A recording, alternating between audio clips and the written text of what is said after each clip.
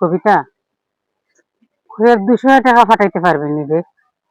সকালটা কি কিচ্ছু খাইছি না রে। আরে কি তুই জানোস নি, তোরা তো কইসলাম শহর আইছি আমি খামর লাগি। বাসর মাঝে না নি সে আমার পার্স আর ব্যাগটা চুরি করে লিয়েছে। অন্যর মাঝেও আমার সব টাকা আছে, ফাঁসি গেছি রে। ও তোর কাছে নাইনি? আচ্ছা ঠিক আছে।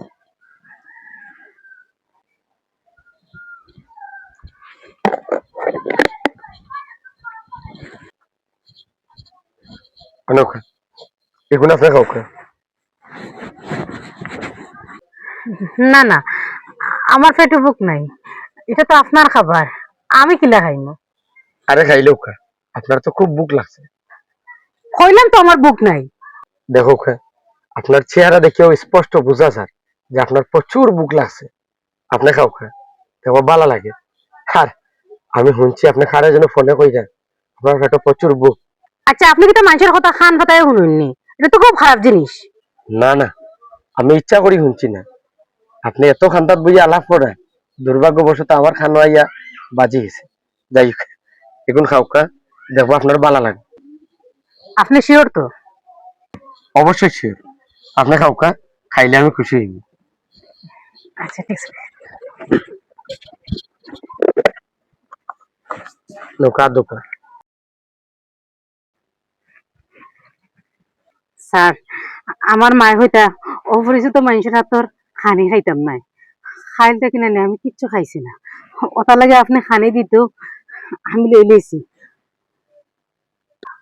কারণ আপনারা দেখে আমার খুব ভালো মানুষ মনে হয়েছে, ওটা লাগে। আপনার কথা শুনিয়া তো মনে হয় আপনি এই সাইটর না। আপনার বাসা কেন? আর এই অবস্থাতে আপনি পড়লা কিলা? স্যার, আমি গ্রাম থেকে আইছি, শহর আইসলাম খাম কাজের লাগে। যদি কেউ খাম কাজ দেয়, আর গ্রামও তো খাম কাজ নাই, আর ফ্যামিলির অবস্থা বেশি একটা ভালো না। আমার মা ছাড়া একদিন নেট কেউ নাই, বাপ তো অনেক আগে মারা গেছে।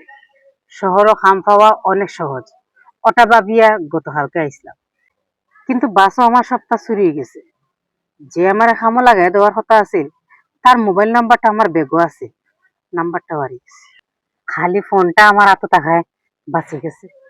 আপনি তো চাইলে অনলাইনও দেখিয়া ফোন টোনে কোথাও করতে পারতেন। স্যার, 1-1.5 বছরে 10-12 হাজার টাকা আমি দোলা হরিয়া লগে লইয়া আইসলাম যে শহরের একটা গোল লইতাম।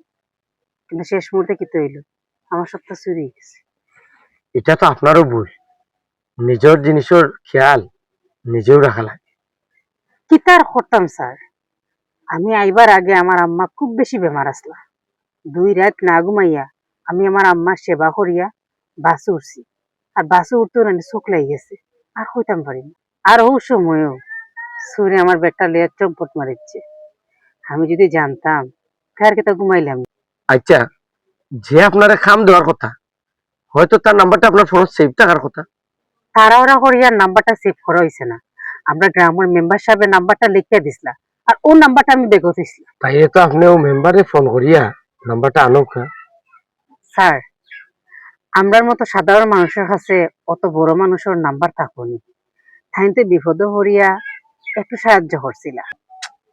এটা তো খুব খারাপ হইল, কিন্তু এত বড় শহরের মাঝে এখন আপনি কিতা করবা? জানি না স্যার, দেখি রাইট পর্যন্ত কোনো কারো টাকার ব্যবস্থা করতাম পারিনি।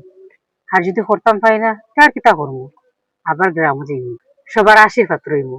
শহর জয় হরাত গেছিলাম, গ্যাস সপ্তাহ আড়াই আইছি। আমার আম্মার আর চিকিৎসাটা হইতো না, কিতা করবো? আমার ভাগ্যটাও খারাপ। আচ্ছা, আপনারা কত টাকা বেতন দিব কইছিল? 12,000 টাকা কইছিলাম। নৌকা, সামনে আমার অফিস, আমি ও অফিসের ম্যানেজার। আপনি চাইলে আমি আপনার খাবার ব্যবস্থা করে দিতে পারি। কিন্তু আপনি 15,000 টাকা বেতন পাইবেন। না না স্যার, আমি যাইতাম না। আমার আম্মা না করছেন, অপরিচিত কোনো মানুষের লগে যাইতাম না। নৌকা আমার কথা, অফিসও আপনার মতো অনেক মেয়েরা আছেন যারা বাইরের তো আইয়া শহর কাম করে। তারা খান্দা তো হোস্টেল একটা থাকেন, চাইলে আপনিও থাকতে পারবেন। কিছু টাকা দিলে থাকার ব্যবস্থা হয়ে যাব। আর আমি একটু সুপারিশ করলে আপনি 17-18 হাজার টাকা পাইতে পারেন। কিন্তু স্যার, আপনি কেন আমার অত সাহায্য কররা?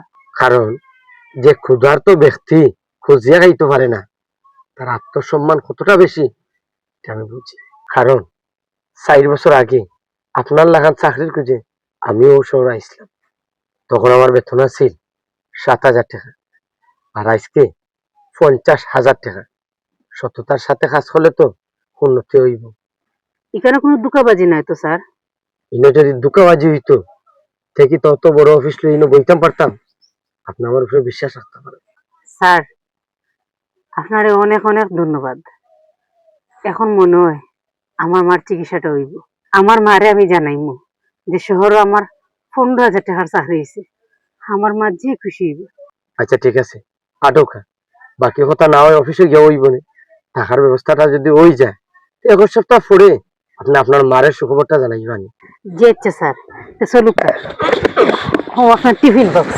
এরকম তাই